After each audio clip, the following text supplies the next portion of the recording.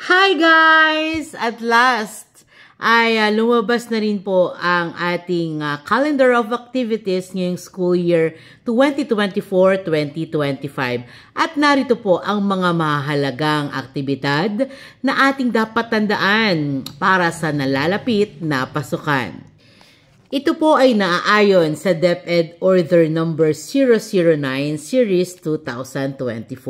At alam na alam naman po natin na ang ating pasukan ay sa darating ng July 29, 2024. Kaya huwag kang absent ha. First day of school kaya yun. Exciting ito.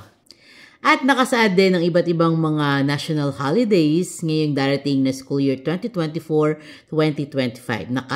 Attach po yan dito sa ating video. At ito ang pinakamahalaga na dapat yung malaman.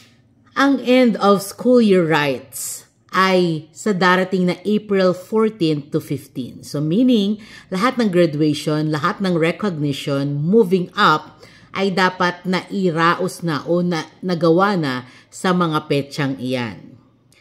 At para naman sa mga guro, April 16 ang pinakasimula po ng ating break or vacation break.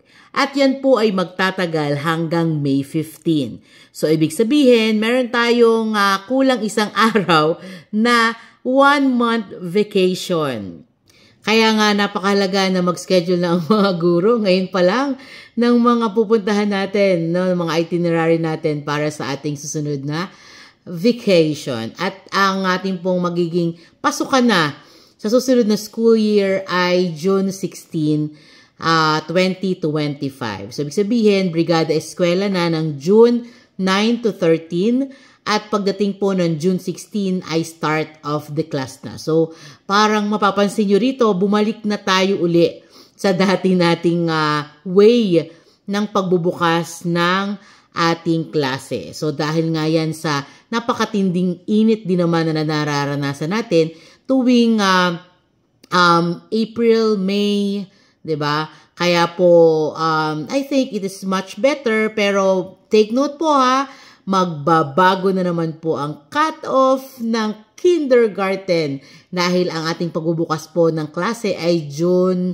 16. So ibig sabihin, bibilang ulit tayo ng ilang buwan kung ano ang magiging cut-off niyan. So malamang sa malamang ang magiging cut-off naman po sa susunod na school year ay August 30. So, yan po ay hindi pa naman final, pero ayon po yan sa DepEd order din po na kapag ka nagbago po ng pagbubukas, petsa na pagbubukas ng klase, nababago din po ang cut-off ng kindergarten. So, abang-abang na lang po tayo ng more announcement. Follow for more para po lagi kayo updated sa lahat ng ating mga ganap at mga announcement dito po sa Teacher Jade. God bless everyone!